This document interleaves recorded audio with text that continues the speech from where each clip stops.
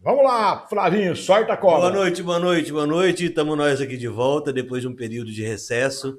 A gente estava aí revendo alguns conceitos, mas como a pedida foi grande, retomamos os nossos trabalhos com o podcast Pode Crer e estamos aqui nessa noite um pouco diferente na nossa composição, com meu querido tio Celso e com meu querido amigo Marquinho. E hoje nós estamos aqui 3-1, que nem o Palmeiras daqui a pouco. Vai rezando. Vai lá, solta a cobra aí. E vamos hoje continuar aí a nossa expansão e o nosso conteúdo, que a gente sempre está em busca de conhecimento. E trouxemos hoje um cara bem diferenciado, que está aí na crista da onda e vai poder trazer para nós uma boa parcela desse conhecimento que ele tem vivenciado no mercado. Tiziano Filho, seja bem-vindo ao nosso podcast Pode Crer, 14º. Boa noite aos meninos aqui, obrigado pelo convite. Obrigado pelos meninos, aí a parte que me toca. Pra gente dar uma amenizada no papo. Na verdade, menino aqui é só eu, cara. Só para abrir um parênteses, que ele fala em menino, eu lembro de você dar na barriga da Deizinha, viu? Então, você respeita o sênior aqui. Porque... Apesar da minha barba e meu cabelo ser os mais brancos, eu sou o mais jovem aqui, tá? É assim mesmo. Dá uma olhada na imagem de divulgação que vocês colocaram ali, minha, tá? Meu cabelo tá super claro ali. E você viu que pedi pro teu time. Falei, Tamires, me socorre. Ela falou, vou te mandar uma foto bem atual. Bom. Eu tava falando pra turma lá, falando, pô, vocês estão me enterrando mesmo, né, cara? Vocês estão me colocando uns 10, 15 anos pra frente nessas fotos ali. Tudo bem. Foi a Tamires, né? Tamires. Fez aniversário, aniversário ontem, não lembro. Muita experiência acumulada. Bom, a hora que a gente propus, fiz o convite para você estar junto com a gente aqui, eu fiquei pensando em que falar da Leveros. Aí eu imaginei a evolução, porque ela está em evolução, não é isso? Vamos relembrar um pouquinho da história da Leveros, né? Começando lá com o Tiziano, que é meu amigo, seu pai, para a gente entender um pouquinho o que é a Leveros e para onde ela está indo hoje. Mas antes de tudo isso, quem é Tiziano Filho? Obrigado. Por favor. Solteiro, tico-tico no fubá. Tico-tico no fubá. Seu tempo. Eu tentei entrar com os meninos. Tá vendo? Não tem jeito. O cara retoma. Raiz isso aí. Mano. Cara, é um prazer. Marquinho é um parceiraço aí nosso, de longa data também. Como você disse, conhece minha mãe desde a época que eu tava na barriga, né? Desde a época do Itaú, nossa, lá e tal. Faz tempo. Que legal. Prazer, meu nome é Tiziano. Eu sou, na verdade, filho do Tiziano, que é o fundador da Leveros, fundador da Gelosson, da Multiane, agora Leveros, né? Estou aí na cidade, sou nascido em Assis também, na década de 80. Estou fazendo quase, ano que vem, 40 anos. Trabalhei a vida inteira, vivi a vida inteira aqui em Assis até os 17, 18. Trabalhei com meu pai lá na época de Gelosson ainda também. E depois tive a oportunidade de fazer faculdade, fui estudar em São Carlos, trabalhei um período fora também, trabalhei na Ford, na fábrica de carro da Ford, morei na Bahia, fiz esse rolê aí, fui para outro país, né? Lá na Bahia, eu brinco com meus amigos de lá, é outro país, cara, é outro país comparado com a nossa realidade daqui, né? E tô de volta aqui em Assis desde 2010. O Celso tinha muito vizinho estrangeiro assim em São Paulo, como ele mesmo dizia. Faz parte. Verdade. A turma animada, né? Fala que você, no Brasil é esse tipo de país, né? Você tá no sul, o povo é um pouco mais reservado. Vai subindo, o povo vai ficando um pouco mais animado. Lá pra cima, meu amigo, você morava na Bahia, você tinha que fazer festa com os vizinhos no final de semana, todo mundo amigo. Os caras são animados, a turma animada, né? Mas tô aí desde 2010, né? Nesse trajeto aí de Leveros. Acho que a gente colocou esse tema aí de Leveros, a evolução. Vai ter que ser um bate-papo, né, Marquinhos? Acho que a gente poder conversar de forma leve aí, falar sobre, acho que um monte de tema que vocês conversam aqui, empreendedorismo, o que é a cidade, o que está acontecendo com a cidade. Como eu te disse, Ana, a gente sempre está aqui em busca de conhecimento. E o conhecimento ele vem de várias formas. É interessante uma coisa que você falou, que desde pequeno você teve ali, junto com seu pai na empresa, a gente carrega isso com a gente, essa visão sempre desde cedo. Meu avô era ferreiro, fazia as carroças de Assis para todos os sítios, e a gente sempre estava ali apertando um parafuso, sempre ajudando desde criança, e é uma diferença lá na frente quando a gente entra, tanto na faculdade quanto no mercado de trabalho, a gente leva esse referencial de ter uma outra visão de quem já esteve aqui desse lado, apertando as porcas e os parafusos. Ou não é? Não, então você está falando assim, minha família, meu pai, ele é de Pedrinhas, né? A família do meu pai é de Pedrinhas Paulista, que veio para cá.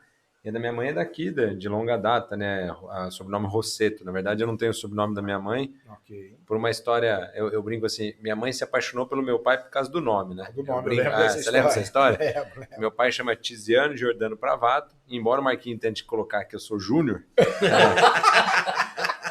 É Tiziano Jordano Pravato, filho, Marquinhos, pelo amor de Deus. Essa também. Júnior. E uma das coisas que minha mãe contava é que ela trabalhava no banco, no Itaú na época, e viu em determinado momento o nome do meu pai lá e achou um nome muito bonito. Como eu sabia que meu pai na época era um quebrado, ela se paixão pelo nome, eu queria conhecer o nome, não era o saldo bancário. Esse é o amor verdadeiro, é o amor verdadeiro. E aí ela queria saber quem era o dono daquele nome e tal, e conheceu meu pai, dali partiu o namoro e tal. Eu posso ter falado do cabelo dele nessa época lá? Pode, o urso do cabelo duro e tal, mas tem foto pra provar. Ele vai assistir isso depois, hein? Depois você perde os contratos, você não sabe por quê, eu já te avisei. Mas a família da minha mãe construía... Meu avô trabalhou na FEPASA, né? A gente fala de, na época, putz, sei lá, vamos falar 60 anos atrás, 60 anos atrás, mais ou menos 70 anos atrás, na construção das ferrovias e tal. A gente fala de um país de 60, 70 anos atrás que construía ferrovia, né? E hoje a gente fala de país desenvolvido que constrói ferrovia, são os países que prosperam mais. E a gente abandonou, né? Mas meu avô, eu me lembro dessa época, minha mãe conta as histórias, meu avô montando ferrovia mesmo, trabalhou nessa origem, né? Da região mesmo, todo mundo é daqui, né? Que fica, acho que a paixão que a gente tem pela cidade tem muito a ver também com a maneira como a gente pensa a empresa hoje, né? É uma troca mesmo a gente se preocupa com a CIS para pensar assim, como é que a gente gera prosperidade para uma cidade de onde a gente nasceu, não é só mais a empresa, né? E dali vem, acho que se a gente for emendando os papos, vem Fomenta Vale, vem ideias de tudo quanto é tipo aí, né? E você deu uma passeada lá no exterior e resolveu voltar para o Brasil. E o que trouxe você de volta para o Brasil, estando na Ford, lá na Bahia, vendo aquelas belas praias, paisagem? Essa história, por que eu voltei da Bahia para cá, eu já contei, eu brinco assim, cada vez que eu vou contar, sabe aquele bom contador de história? Vira um pouco diferente, né? Depende do momento. Mas não é incômodo para você contar? Jamais, não. É que essa história, eu me lembro que um dos motivos que me fez ir trabalhar fora, ir procurar uma outra empresa, é que, putz, quando eu saí daqui em 2002 para estudar fora, a gente trabalhava muito focado em prestação de serviço, conserto de geladeira, fogão, era esse o foco na época. A empresa ainda estava no início da atuação em climatização, então a gente era prestador de serviço. E eu tinha um trauma naquela época que era o seguinte, enquanto jovem, no segundo colegial, no primeiro, quando eu tinha férias nessa época, em vez de ficar de bobeira, de férias e tal, meu pai fazia vestir jaleco e ir para a empresa trabalhar, entendeu? E aí meu irmão ia no balcão de peça, ficava lá, Edivaldo, a turma toda lá. E eu falava assim, quando eu estudar, eu não vou, a última coisa que eu vou fazer é trabalhar com meu pai. Eu brincava assim, que trabalhar com meu pai eu não vou, né? Vou trabalhar em um lugar melhor. Vou vazar, quero ter férias, né? Brigava muito. E nas férias eu vou tirar férias, meu. Total. E aí quando formou, tinha esses programas de trainee, eu passei nesses programas, na faculdade, acho que na minha época, acho que o mundo está mudando muito, mas na minha época, não se falava de empreendedorismo na Universidade Federal, nessas coisas, falava muito de arruma um emprego, forma, arruma emprego, vai trabalhar em uma multinacional, vai arrumar assim. E aquilo para mim era prosperidade, entendeu? E aí fui para Ford. Passei nesse programa, tinha um salário legal, morar na beira da praia, sabe aquela coisa, virar surfista, tudo isso aí passava na minha cabeça na época. E o que acontece é que 3 para 4 anos trabalhando ali, eu via meu pai uma vez por ano. Via meu pai 2 vezes por ano e tal. E ele estava começando a mexer com e-commerce. Acho que uma das coisas que é legal falar do meu pai aqui... O cara tem um Thundercats. Meu pai é um daqueles caras que foi sempre pioneiro em muita coisa. Também, né? Eu acho que o visionário é o pioneiro que implementa, né? Então talvez seja o que ele fez, né? Ele é engenheiro também? Não, meu pai minha mãe brincava assim, que quando ela estava num grupo de médicos, assim, que uma mulher falava, meu marido é médico disso, meu marido é médico... Ela falava, meu marido é médico de geladeira, sabe? Então, meu pai, ele não se formou, mas sempre empreendeu. Sempre foi nessa linha de empreender, né? E quando eu vinha para cá, meu pai falava, nossa, nós abrimos e-commerce, porque eu fui trabalhar na Ford em 2007, lá na Bahia. O meu pai abriu o e-commerce da Multiar, na época, multiar.com.br, em 2007.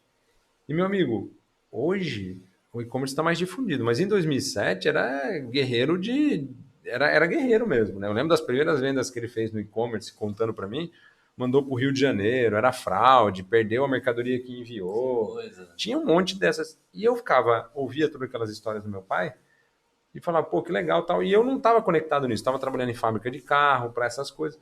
E na fábrica, eu me incomodava porque a estrutura era muito congelada, não tinha muito como fazer o que você queria. E no final de 2009, ele falou, a gente conversando, por que você não volta? A gente precisa... a empresa está crescendo, tem um monte de oportunidade, família de italiano, né? Todo mundo junto, tá? O meu irmão já estava com ele, meu irmão sempre trabalhou com meu pai também. E aí, bicho, minha mulher também, na época, já morava com a minha esposa, hoje a Luciana, ela estava na Bahia também, trabalhando na Ford. Ela é de São Carlos. Eu angariei na faculdade. Ah, ok. Você viu aí? Peguei o diploma e a esposa. e aí ela também não estava gostando de morar na Bahia, uniu o útil ao agradável. Voltei para trabalhar com meu pai na época, em 2010. Voltei em fevereiro de 2010 para trabalhar com ele. Nessa época aí. E em São Carlos você morou com o pessoal de Assis também ou você... uma república mais... Na minha república, era uma república que tinha gente de tudo quanto é lugar, mas eu tinha o meu chaveirinho aí, o Derso, Anderson Ishikawa, do Alto Posto Palmital, um grande amigo também, que fez faculdade junto comigo lá e nós moramos juntos, moramos 5 anos. Mas era república, né? Sim. Aquele conforto, alegria. A gente sabe bem como é isso, né, Celso? Como, viu? E houve uma adaptação, assim, fácil de você sair daquela vida odierna para vir para essa vida pacata de Assis? Para trabalhar com meu pai? Sim. A gente quase se matou durante 2 anos, bicho. 2, 3 anos. Eu não vivo isso. Não, sem incomodar. Não, se for alguma coisa que te incomoda, você não fala nada, tá bom? Tem coisa que... Não, o terceiro é bem resolvido. Não, qualquer coisa. Fica tranquilo. Que isso? Você lembra, Marquinhos? Lógico que lembro, eu faço parte dessa história. Nossa, eu brinco assim, hoje a gente brinca, né? Mas teve momentos assim, em 2012, 13, assim, que o meu irmão chegou a separar aí meu pai dentro da empresa, de briga de um acha uma coisa, outro acha outra, muita briga. Mas a parte legal é que eu sempre, hoje eu olho, meu irmão tá dentro da empresa, meu pai, minha mãe estava na época, hoje minha mãe não tá mais. Que era da consultor, era da controladoria. Minha mãe até 3, 4 anos atrás é a única que tinha a senha das contas bancárias. A gente meu pai é o presidente, o outro faz isso, mas se não quiser liberar o dinheiro... Eu lembro que eu fui gravar um vídeo no aniversário da Leveros, eu falei, eu preciso colocar um crédito para você. Eu chamo ela de Deizinha, né? Acho que eu sou muito chamado de Deizinha. Ela falou assim, coloca aí, Deise Pravato, controladoria. Eu controlo tudo aqui nessa empresa. Mas a empresa toda junto, eu falo assim, né? E a empresa crescendo, acontecendo tudo isso, a gente sempre brigou muito. Eu, meu pai, meu irmão, briga mesmo. Foi um desafio a gente superar até 2014, 15. E quando eu olho para trás, eu falo assim para ele, pai, tem tanto pai que tem problema de filho que não quer abraçar a causa, filho que não quer tocar os negócios. Lá na nossa empresa não era esse o problema, era que todo mundo queria mandar, todo mundo queria decidir alguma coisa. E eu considero que hoje, que você vai ficando mais velho também, eu falo que é muita testosterona quando você tem 20, 25, 27 anos, você só briga pela razão, né? Aí eu brinco muito que o homem, quando ele vai ficando mais velho e ele casa, ele briga não mais pela razão, né? Ele briga para ser feliz, né? Ele briga, não precisa mais ter. Ele vai criando uma inteligência emocional também diferenciada, né? Brincadeira à parte, mas a gente vai aprendendo que tem um monte de briga que você não precisa ganhar, né? Essa é a verdade. Principalmente com a mulher. É melhor não. Não, essa não tem briga. Você veio da área de engenharia, é isso? Sim. Em São Carlos. Sim. Quando você veio para cá ajudar seu pai, você teve que buscar outros conhecimentos, principalmente na área de empreendedorismo. Eu e o Celso, a gente costuma falar muito do Empretec, que para mim foi uma escola, para ele também, que auxilia muito a gente a estar desenvolvendo e ter essa visão empreendedora. Sim. Nessas viagens suas para fora ou aqui dentro, você teve que buscar também esse conhecimento? Eu acho que o que você falou é sensacional. Empretec é um exemplo legal. muito, acho que conectar com a fundação da Fomenta Vale, que a gente fez aí em 2018, tá apanhando até hoje, é muito dessa preocupação também de como é que a gente ensina alguém a empreender, né? Porque a verdade é o seguinte, as universidades, cara, se tem duas coisas que nem escola nem universidade foca em ensinar gestão financeira, né? Gestão de como é que você ensina alguém Cuidar do a seu se dinheiro. preocupar com o seu dinheiro e empreendedorismo. E eu digo, da minha época de universidade isso não era ensinado. E quando eu cheguei aqui, para ser bem sincero mesmo, foi muito de meu pai, quando eu cheguei, imagina assim, eu cheguei em 2010, muitas das brigas que a gente fala assim, eu cheguei em 2010, o meu pai era todo comercial, era uma empresa, na época, a empresa chamava Gelosson e Multiart, tinha ambos os nomes, Gelosson era mais focado em serviço, Multiart era mais focado em venda de equipamentos de climatização. E era uma empresa, a nível de colaboradores, nós estamos comparando uma empresa que na época tinha 40 colaboradores, para hoje uma empresa de 400, 450 colaboradores. Então, quando eu cheguei, a empresa cresceu muito a nível de colaborador e tal, mas quando eu cheguei, tinha meu pai cuidando do comercial, tinha uma turma no serviço, mecânico, todos os 40 colaboradores estavam distribuídos entre o comercial, entre a área de serviço e pós-venda, que era o meu pai e meu irmão que cuidava. O que eu vim fazer? Eu era a pessoa que vim para o administrativo. Você tem na dúvida o que vai fazer com aquela pessoa? Você dá o cargo de administrativo. Eu fiz isso com meu sobrinho agora, é exatamente isso. Aí qual a sua função? Eu sou gerente geral administrativo. E disso surgiu assim. E o que era o administrativo? Tinha uma pessoa, tinha minha mãe pagando conta. Eu fui trabalhar com a minha mãe, você imagina. Minha mãe pagando conta, que foi fantástico também viver isso junto com ela. E tinha mais algumas pessoas fazendo financeiro, cobrando o cliente e tal. Não tinha RH, não tinha nada. E a primeira coisa, eu acho que uma das coisas que eu tenho super orgulho de falar, eu falava com meu pai muito na época, se a gente quer ser uma empresa de verdade, eu acho que tem que nascer essa preocupação em como é que a gente treina, desenvolve, contrata, investir no ativo. Retenção Então eu fui fazer folha de pagamento, olha, eu saí da Ford, e isso tudo foi um baque para mim na época, porque eu tava na Ford, na minha cabeça eu era um mega engenheiro, sabe aquela coisa? Minha cabeça... Então, caí desse cavalo, né? Tipo, sentar ali e falar, putz, agora você vai fazer folha de pagamento. E na época eu falo com bastante orgulho também para todos os empreendedores. Lidar com a realidade que todo empreendedor de pequena empresa lida hoje, e lida até agora, que é, putz, como é que você paga todos os impostos? Não registra o funcionário por dentro, registra por dentro e por fora. E aquilo, para mim, a realidade, foi um choque, porque eu falava pro meu pai, pô, como é que a gente vai registrar? Como é que não registra 100%? Paga uma parte por fora, uma parte por dentro? E eu tinha vindo de uma multinacional americana, que putz, até no banheiro você tem que deixar... E aí isso era um conflito nosso, né? Porque eu falava muito assim, eu quero que a gente cresça como empresa, mas tem que ser tudo certinho. Então tem que registrar todos os funcionários. E esse é um desafio, né? Como é que uma empresa cresce? Né? E a gente viveu muito isso era uma empresa de 40 colaboradores, ir para mais de 400. Hoje é uma empresa auditada pela KPMG, já tem 6 anos seguidos, SA. Putz, tem todo um processo, age como uma multinacional, mas tenta ter a flexibilidade de uma empresa pequena. Esse é o... Putz, como é que você lida com esse equilíbrio? Como é que você lida com esse ponto de equilíbrio? Então, essa jornada foi muito de... Eu fui o responsável, eu falo assim, quando eu conto minha história na empresa, eu fui o responsável por fazer tudo que não era vender, nem consertar e pós-venda. Então, eu criei as áreas administrativas. Transformar para crescer. Logística. Então, a gente... Putz, para comprar e vender pelo estado de São Paulo, mercadoria na época, meu pai já percebia, falava assim, não dá para competir com o varejo em geral. E aí a gente foi atrás de incentivos fiscais em outros estados. Então hoje a Leveros, para você ter uma ideia, a matriz da Leveros é em Assis. Aqui quase metade dos colaboradores do grupo ficam aqui na Humberto de Campos 1010, ali na sede. Só que a gente tem unidade, centro de distribuição, os materiais que a gente importa da China para distribuir Brasil. Eu tenho um centro de distribuição de 5 mil metros quadrados em Araquari, em Santa Catarina. Outro centro de distribuição de 20 mil metros quadrados em Vila Velha, no Espírito Santo, e outro centro de distribuição em João Pessoa, na Paraíba. Isso tudo para fazer logística Brasil, trazer mais rápido a importação e incentivos fiscais. Paga menos imposto do que está aqui. Então, bacana. É uma aprendizagem. As oportunidades, que é uma das características do empreendedor. De tentar empreender dentro de oportunidades reais. Né? Não, bacana.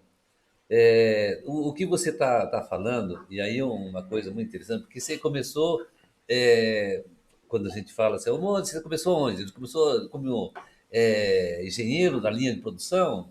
Não, comecei no administrativo, arrumando arquivo, mais ou menos isso, né? E aí você começou a ver, porque a sua mãe era o grande Um braço forte, né? controle ali. E você ficava vendo o outro cenário lá, né? Como é que o seu pai trabalhando, seu irmão fazendo outras coisas, os outros colaboradores, e você fazendo um controle. Esta é uma parte mais difícil que existe De tentar Da organização. da organização. Por conta de que eu quero vender, Sim. eu quero comprar, eu quero produzir. Isso sou eu. E tudo isso cai num funil só. Daqui eu tenho que fazer, que você falou assim, essa oportunidade de encontrar uma possibilidade de ter um custo menor. Mas você sabe o que acho que vamos tentar dar um exemplo prático da importância de administrativo, por exemplo. Uma das coisas, eu falo assim, na minha jornada, assim, por muito tempo o meu pai tirava sarro, às vezes nas conversas familiares, assim, que eu ficava tentando criar os indicadores da empresa, os processos, mapear o que a empresa fazia. E aí eu fazia a apresentação institucional da empresa. E aí, uma das primeiras funções que eu tive relevância lá na companhia, que era uma das coisas que eu fazia bem, eu brinco assim, que é aprendizado mesmo, você me fala que cursos que eu fiz. Logo que eu entrei para empreender, uma pós-graduação que eu fui fazer, que eu senti necessidade é gestão financeira, controladoria e auditoria. Empreendedor, aqui no Brasil, você pode fazer o que você quiser, mas se você não entende contabilidade direito, se você não entende essa estrutura, é muito difícil empreender. É muito difícil, porque o Brasil é o país da contabilidade. É o país das regras fiscais, né? Mas uma das coisas que, quando você coloca a tua empresa no papel, né? Você fala assim, cara, o que minha empresa faz? Quais são os processos que tem aqui? Quais são os indicadores que eu tenho que controlar? Quando você monta uma apresentação do teu negócio para mostrar para alguém, o que serviu para gente? Para pegar dinheiro em banco, por exemplo. Eu vou brincar assim, ó, você precisa de capital de giro.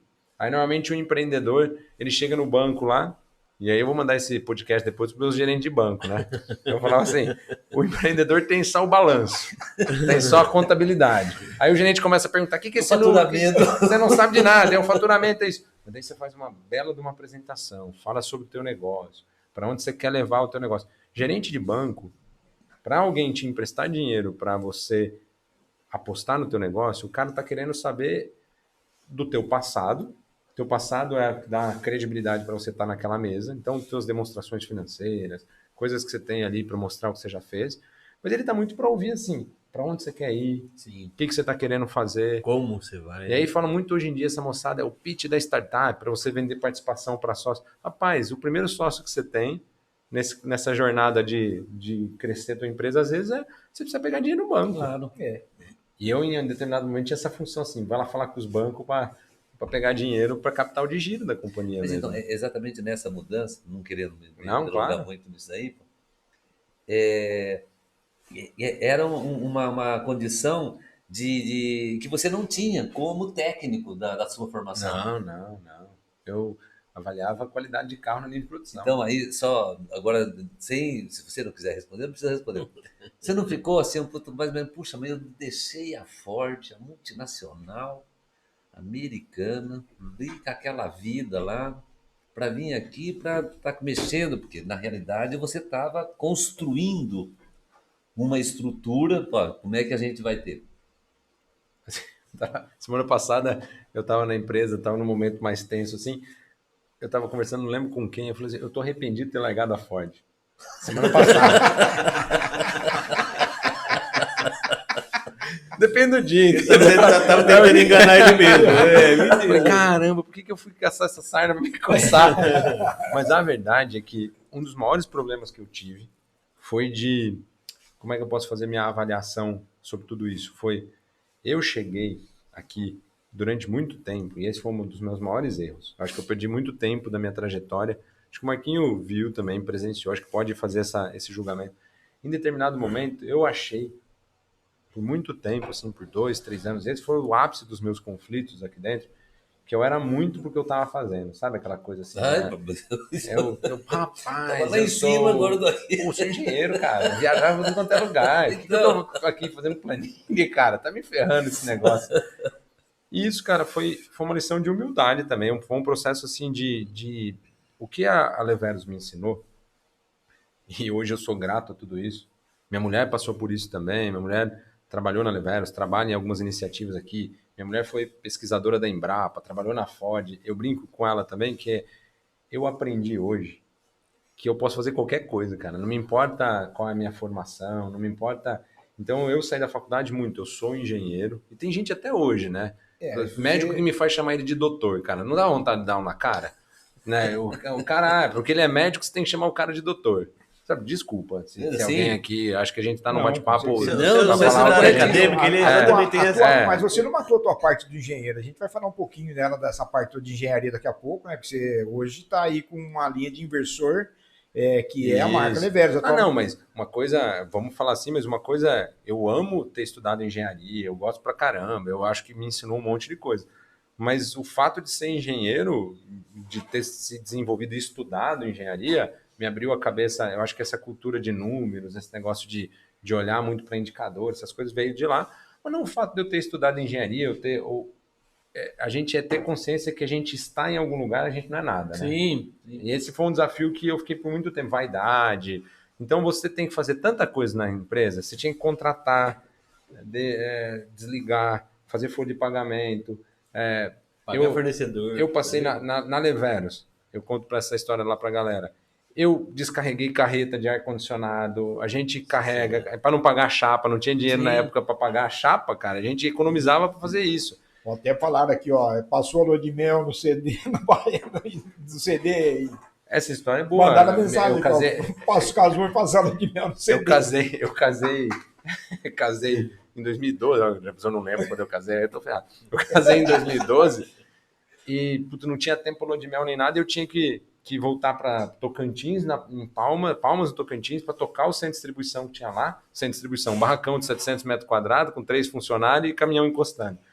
E como a gente não tinha dinheiro para pagar hotel, na época, era difícil, a gente tinha uma casa no fundo do CD e eu morava lá no fundo da casa. Eu falei para minha mulher, vamos passar a lua de mel em Palmas do Tocantins, né?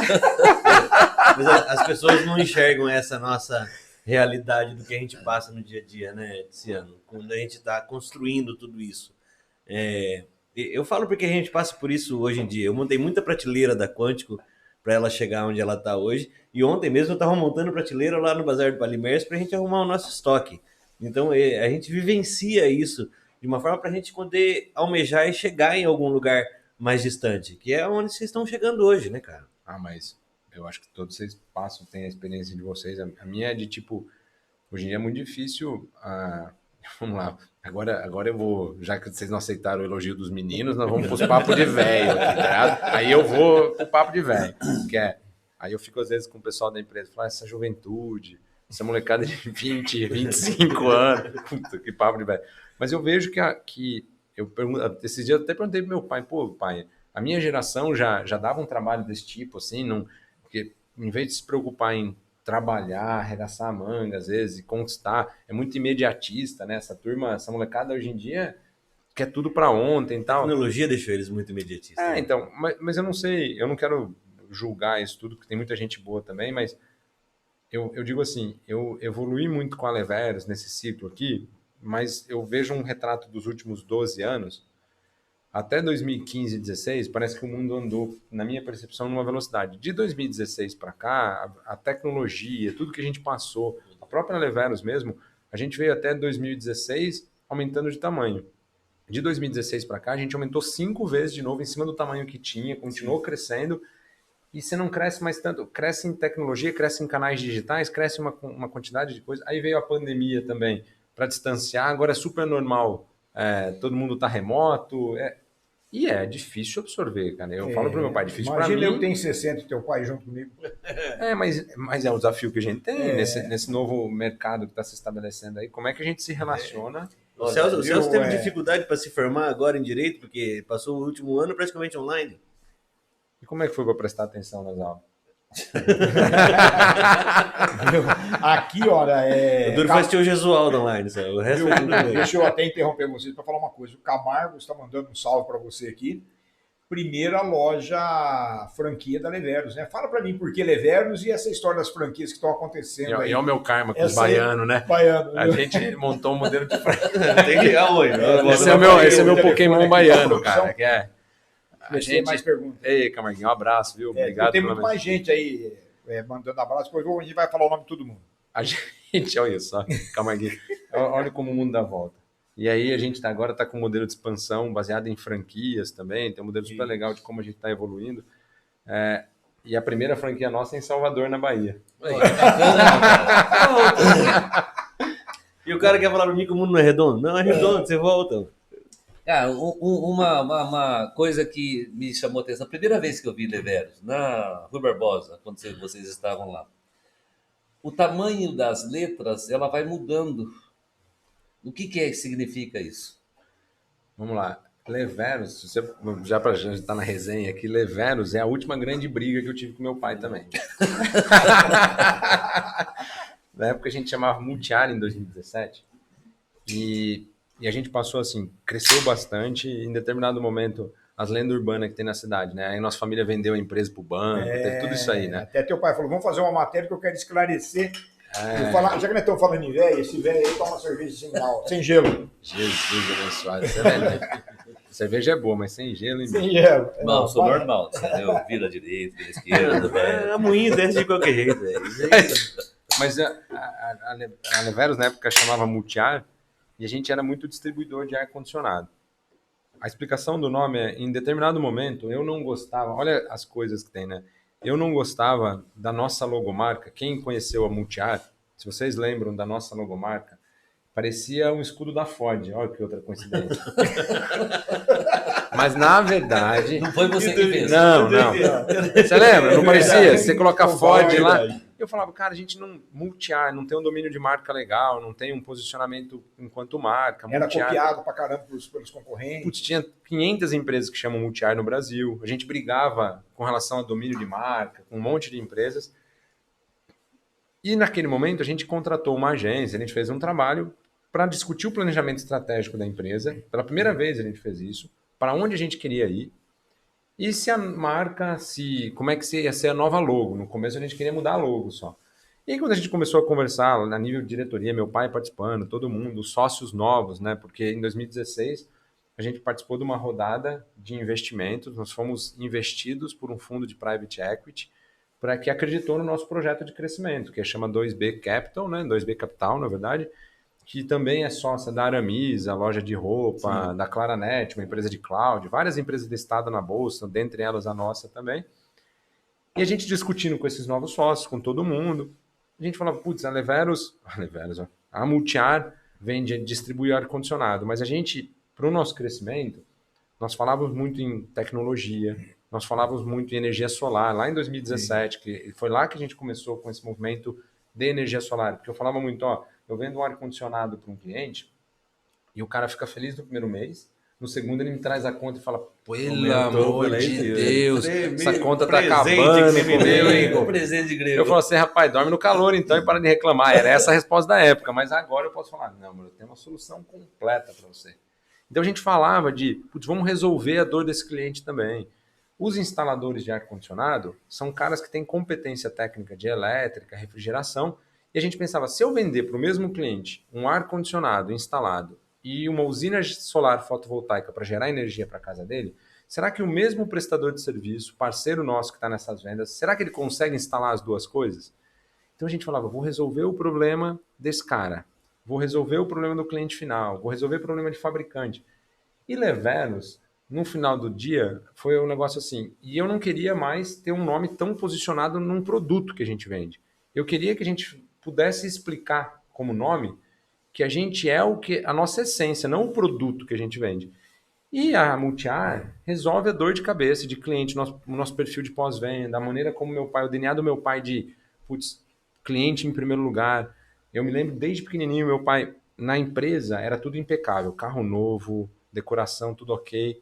Lá em casa o sofá estava rasgado, o carro era usado. Mas ele falava, primeiro a imagem empresa... lá fora. Primeiro, não, na verdade, vamos investir no que dá recurso para o dia que a gente puder. Aqui, beleza. E aí veio de resolve, e veio a ideia. Leveros é o anagrama da palavra resolve. Então, resolve misturado ali. E vero, da sonoridade do nome, é genuíno, verdadeiro, do italiano, né? E o nosso nome, na verdade, é uma analogia com Leveros é resolve de verdade, independente do tipo de mercado que eu tenho.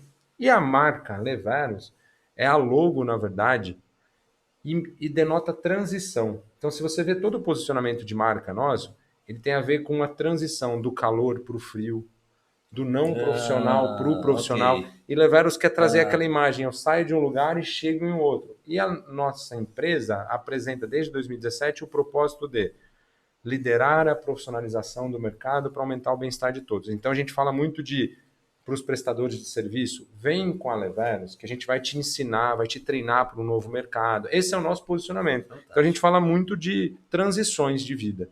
E a Leveros, a própria marca, é uma transição. Essa é a ideia.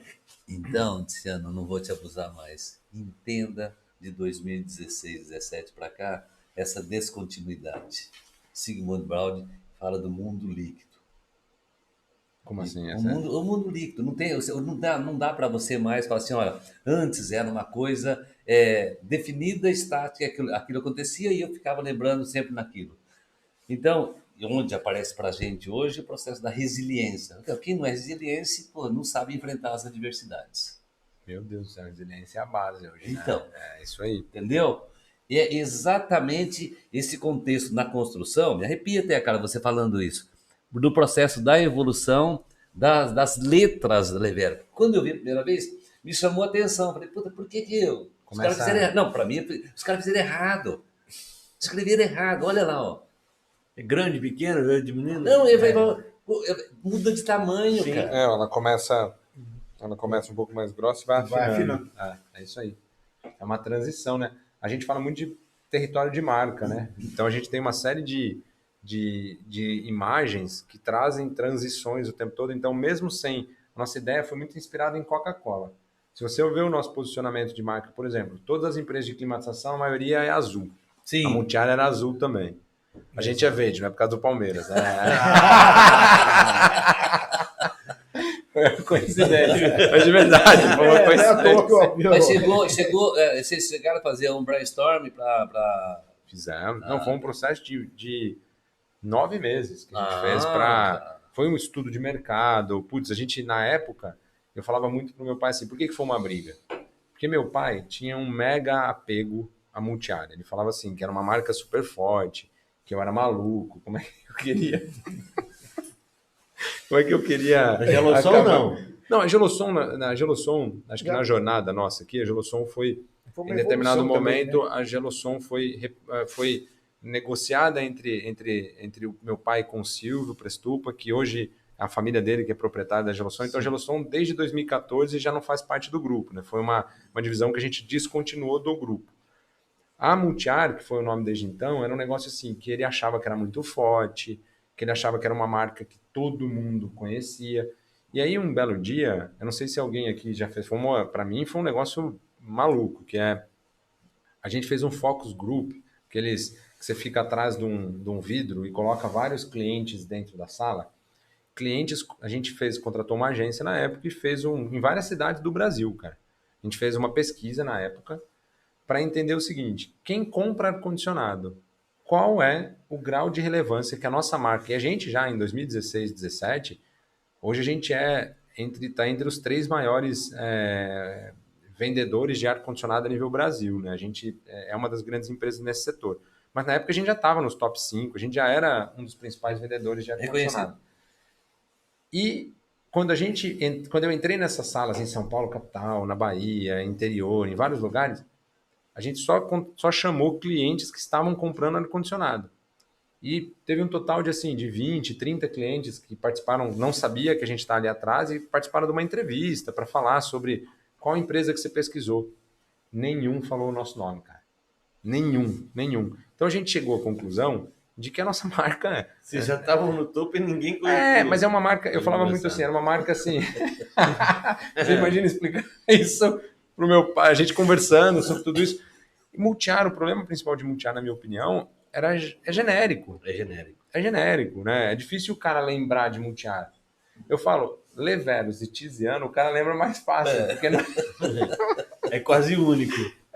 E esse foi um dos motivos que a gente discutiu, entender o nosso público-alvo. Por exemplo, a Leveros hoje, o nosso posicionamento de marca não é quem é o meu cliente recorrente hoje.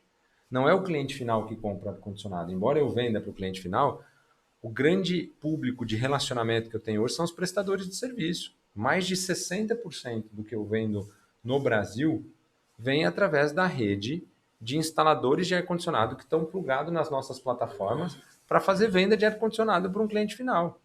E a CIS hoje não representa, é próximo de 1% do que a gente vende, é menos do que 1% do que a gente vende. Né? Não fala assim que eu comprei 2 de 60 mil lá hoje. Não, pelo amor de Deus, por favor.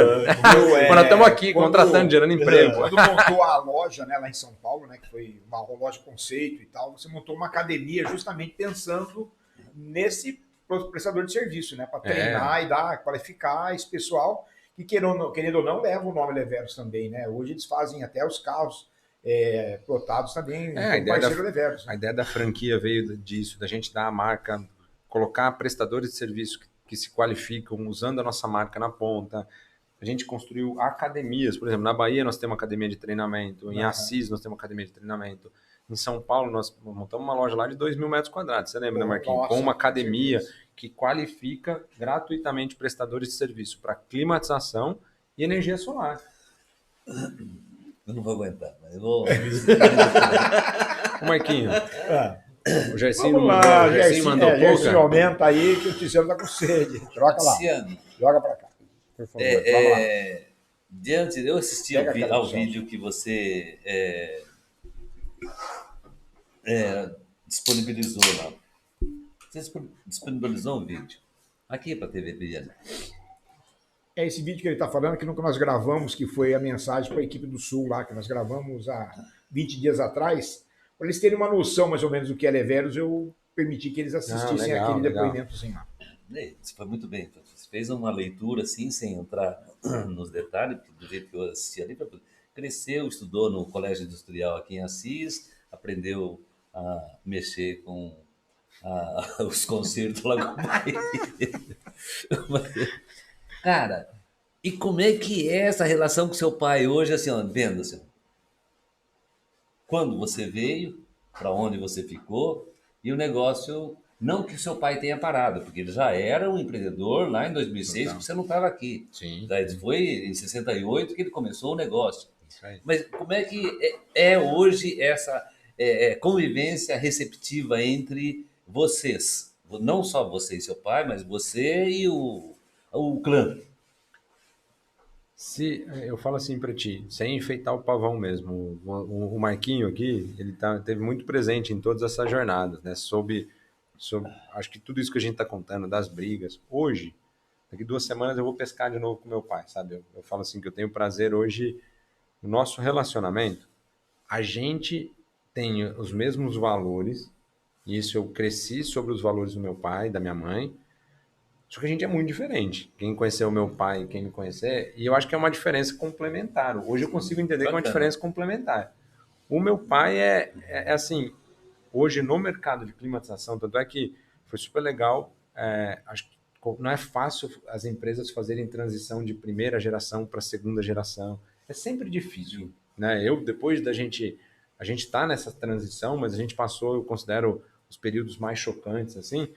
Eu ver meu pai hoje, com mais de 60 anos, trabalhando ativamente na companhia, num papel de diretor de compras, respondendo para mim, às vezes, prestando contas junto comigo. É claro que falar que ele respeita 100%.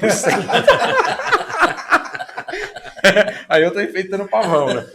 Mas a verdade é o esforço, perceber o esforço que ele faz para respeitar esse processo, para dentro da empresa que ele fundou. Porque é difícil para o pai fazer a transição para o filho, reconhecer que a companhia, eu costumo dizer muito isso, meu irmão, meu pai, minha mãe, Putz, tem uma série de pessoas ali fantásticas que estão há 20 anos, há 30 anos dentro da companhia, gente nova entrando, sócios que a gente agregou nesse meio do caminho, que estão junto nessa jornada.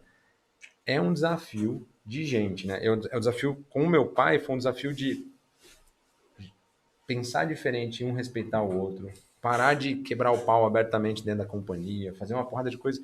Isso é muito mais mérito dele do que meu. Ah, bacana. Essa é a minha constatação hoje. Bacana, meus parabéns para ele. Ele cresceu muito. Com certeza. Obrigado. Parabéns. Viu, Tiziano, fala para mim um pouquinho desse mercado maluco aí que a gente nem entende direito, né? Inclusive, a partir do ano que vem tem que pagar uma taxa para usar o sol, né? Para gerar energia e tal, né? Como que tá esse mercado Deus hoje? agora tá cobrando isso? Então, o Brasil ele tem um jeito para tudo. Mas Deus sempre cobrou dízimo, cara. Vamos com calma. E também essa questão aí desses inversores aí que hoje a Leveros, né? Do teu lado engenheiro, com certeza falou um pouquinho também a respeito disso aí, né? E também falar da Profis também, que é um outro braço da Leveros também, que é super importante no processo. Porque os dois produtos, a Leveros entrou no mercado de energia solar, geração de energia solar, a gente distribui usinas a nível Brasil. Essa é uma conquista também, a gente virou indústria, né, nesse processo e nós estamos agora com o primeiro produto de marca própria, que são os inversores, que os inversores de usina solar fotovoltaica são o coração, que eu diria, do sistema solar fotovoltaico, né? Que recebe, transforma e joga na rede, nos sistemas on-grid, que são esses conectados em rede. Então a gente lançou na feira Intersolar, a maior feira de energia solar da América Latina, que aconteceu na semana passada em São Paulo, a gente trouxe para o mercado esse produto, né? E é super legal, assim, ver que em um mês já é o produto que a gente mais vende dentro da nossa estrutura, que é o produto da nossa marca própria, versus a gente vende todas as outras marcas de mercado, boa parte das grandes marcas, mas o Leveros já está alavancando dentro da rede. E a Profis, né, Marquinho? A Profis é uma spin-off da Leveros, é um braço de tecnologia mesmo, porque o que fez com que a Leveros crescesse muito ao longo desses vários anos foi nós fomos uma das primeiras empresas no Brasil, no segmento de climatização, que entrou no e-commerce em 2007. Em 2013, nós somos uma das 4 empresas no Brasil que montou marketplace no Brasil. Então, a gente entrou junto com no site do extra.com.br. Quem conhece marketplace hoje, a Amazon, tudo isso, meus papos de velho, eu conto para criançada, né? Começou em 2013 no extra.com.br. Vem cá, senta aqui, vou te mostrar como é que funciona. Eu contei essa história tantas vezes, tem gente que já tá... Mas a gente entrou ali também e tal, e muito da tecnologia que integra todos os nossos sistemas, sistema de vendas, sistema de serviços, tudo que a gente foi criando foi tecnologia própria, né?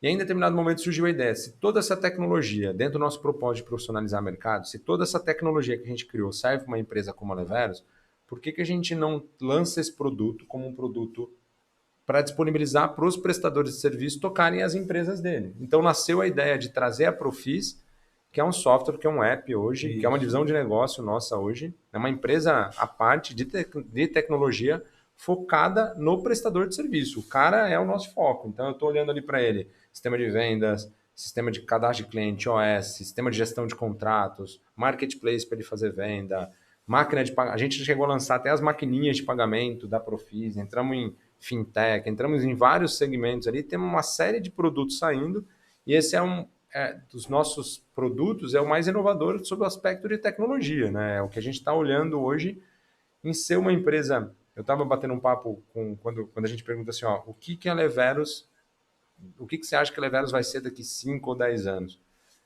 A gente pensa na Leveros como uma empresa flexível para se adaptar a qualquer tipo de modelo de negócio que a gente for desafiado a fazer. Então, hoje a gente conecta outras empresas no nosso ecossistema para vender para os nossos parceiros. A gente faz marketplace B2B, que a gente chama. A gente chama outras empresas, conecta e oferece com take rate, né, que eles chamam comissões e tal. Se no futuro os fabricantes de marca própria quiserem nem vender o produto ar-condicionado para mim, a gente está preparado para conectar no estoque dele direto, oferecer a solução. Então a linha se eu vou vender ar-condicionado para o resto da minha vida, a gente não sabe, mas o lance é como é que a tecnologia, essa é a abordagem dentro da companhia, como é que a gente usa a tecnologia para impulsionar oportunidades de negócio. Sim.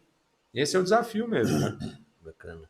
E isso traz uma responsabilidade social muito grande dentro desses projetos que você tem dentro, não só da sua empresa, mas também da parceria que você tem junto com os seus parceiros ali do Fomenta Vale. Eu percebo o Fomenta Vale como uma responsabilidade social muito grande de estar fomentando exatamente a parte de empreendedorismo, de trazer e criar novas empresas e fomentar também essa condição de tecnologia. É isso? A ideia do Fomenta Vale, a gente nasceu em 2018, né? O Fomenta Vale, vamos falar só um pouquinho, depois eu vou trazer o Pescado aqui para falar disso aí. Deixa ele mesmo, viu? Não assusta ele, não. Se falar alguma coisa errada, é sobre a lei. Não assusta ele, não. Sobre a lei, sobre os recursos da lei. Inclusive, a gente está num reposicionamento da Fomenta Vale, porque eu acho assim, ó, Fomenta Vale, em resumo, é a nossa ideia, como surgiu a ideia de vários empresários aqui, de criar uma iniciativa privada, mas sem fins lucrativos, né? Olhando público-privado agora, né? Olhando para prestar um serviço para a comunidade, para trazer o seguinte, cara, como é que a gente pode retribuir o que a CIS nos deu, as oportunidades, como é que a gente pode apoiar para desenvolver, quando a gente fala de empreendedorismo e tecnologia, cultura de startup, geração de emprego, nasceu assim. A gente está fazendo um reposicionamento, um relançamento sobre posicionamento da Fomenta, porque em 4 anos deu um monte de coisa errada. A gente fala, até para apoiar, a gente aprendeu um monte, errou um monte, e agora nós estamos com um foco muito... A gente achava em 2018 que a gente ia achar um monte de oportunidade de startup aqui para acelerar e fazer as coisas acontecerem. Acontece que a gente entendeu que nós temos que atuar lá atrás, na educação também, para pegar o jovem, para trazer essa cultura durante a fase de formação dele. Então, a gente vai abrir muito focado nos estágios, nós vamos criar programas de aceleração de estágio para tentar construir o mindset, a mentalidade de empreendedorismo e tecnologia naquele jovem, para ver se ele não sai daqui e vai para outro lugar. Então, nós estamos dando um passo para trás. E eu acho que... Olhando para frente. O propósito é, daqui a 10 anos, como é que vai estar a CIS e qual é, além das nossas empresas, porque eu acho que ali existe o interesse financeiro das empresas, como é que a gente tem uma iniciativa que não tem fins lucrativos, ter mais apoiadores e falar o seguinte, como é que a Fomenta Vale pode apoiar nesse processo de construção dessa mentalidade de startup, que a gente ouve falar tanto, mas na minha opinião a gente aqui em Assis está muito longe disso, cara. Não adianta a gente falar de startup, Vale do Silício, unicórnio, isso aí não existe. Nós temos que fazer acontecer aqui dentro de Assis. Eu tive na Associação Comercial de Marília no começo do ano.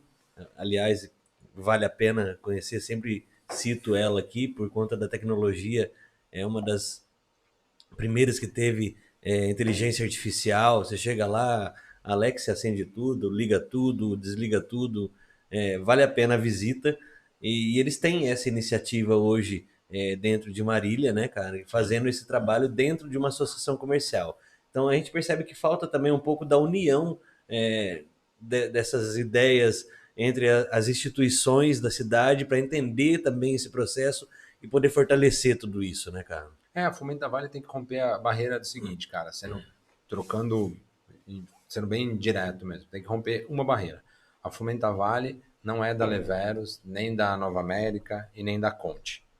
A gente está tentando dar o próximo passo de como é que a gente se conecta com tudo isso. Nesse meio do caminho, honestamente, tem bastante gente que também só se aproxima para aparecer, para falar que está fazendo alguma coisa. Então a gente... 4 anos de aprendizado, sabe? A gente apanha mais na Fomenta Vale. Essa é a conclusão que a gente fala entre os empreendedores que estão envolvidos nisso. Cara, é mais difícil fazer a Fomenta Vale acontecer do que as nossas empresas. A gente está sofrendo muito. Quando a gente fala de voluntariado, quando a gente fala, putz, é difícil, cara. E a gente está sofrendo com isso e tem que ter humildade para entender que a gente tem que se reposicionar. Nós trouxemos o Almir, convidamos o Almir da FEMA para hoje ele estar lá como o principal gestor da Fomenta Vale, tocando. Ele é muito mais conectado com o ensino, é muito mais conectado. Então a gente quer trazer essa proximidade com as universidades, trazer essa proximidade com os outros órgãos, associações que tem Assis, coisa que eu acho que a gente, se a gente for pensar nos últimos 2 anos, também o distanciamento foi um negócio absurdo, né? Dos 50% do tempo. É verdade. Ficou desse jeito, você não teve essa proximidade. É verdade. Eu entendo o que você fala, porque a gente participa do Rotary também, a gente tem lá a Fundação Futuro, e a gente tenta também, nesse processo, criar um desenvolvimento e levar uma condição melhor para as crianças que fazem parte daquele projeto. E é um propósito, né, cara? A gente tem que olhar realmente para o futuro. E assim como você, eu também fiquei muitos anos fora. O Celso mais do que eu. Ele me culpa até hoje de eu ter trazido ele de volta para cá, mas isso é mentira. Você saiu e voltou para Assis recentemente. Cara, eu nasci em Frutal. morei em Cândido da Mota, vim morar em Assis. 18 anos, fui embora para São Paulo. Fiquei 37 anos em São Paulo. Aí o Flávio já tinha morado comigo lá em São Paulo já, e de repente ele sabia a atividade que eu estava fazendo lá. Aí ele já estava fazendo um trabalho aqui com a turma da Unesp, e ele falou: tio, pô, o que você está fazendo isso? Você pode fazer lá em Assis, cara. Ah, tá bom. Mexia num parte de cooperativismo. Aí vim dar uma palestra, em 2007. Junho de 2007. Cara. Aí na Unesp. A turma da Unesp falou: você está contratado para dar aula aqui para nós. Que legal. Aí comecei a voltar. Aí em 2011 eu voltei de vez. E então, você se arrepende ou não? Não, imagina. Os meus filhos falam: não, pai, o que você faz aí? Você faz aqui em São Paulo, vem para cá. Não vou. Mas eu tinha como ideia, Luciano, completando 55 anos, não ficar mais em São Paulo. Porque São Paulo é uma cidade hard. É hard. Então, não, 55 anos eu tô, mas nunca para Assis. Nunca, também não para praia. Talvez na Serra. Mas para Assis não, cara. E aí ele, porque vem ao encontro, que eu sempre fui da área da educação. Aí vem ao encontro, putz, eu tô fazendo o que eu gosto, num lugar onde e eles tinham alugado uma chácara aqui. Eu tô a gente entende de república um pouquinho, né? Vocês moraram juntos em república, né? Sim. Dividiram o quarto, assim? Como é que foi? Tudo, tudo. O Zanotti era um dos frequentadores da república. O Zanotti tá internacional, esse não volta fácil. E aí é exatamente essa história, Tiziana. A gente volta para cá porque a gente acredita nisso aqui, cara. Eu falo sempre, quando eu tenho que falar das empresas que a gente criou, que a gente está desenvolvendo e cuidando, que a gente ama a CIS. E a gente fica fora, a gente mora fora, mas a gente volta para cá, cara, porque se eu precisasse arrumar meu liquidificador, eu levava na Gelosson, ele marcava lá, depois eu pagava. Mas o pior não é nem voltar para CIS, né? O pior é encontrar cisense em tudo quanto é lugar. Cara, eu falei pro meu filho, porque meu filho veio morar comigo aqui. Morou 4 anos, quase 5 anos comigo aqui. E aí ele falou: filho, cara, eu tô pensando, porque eu gosto muito de Prudente, de marido, né?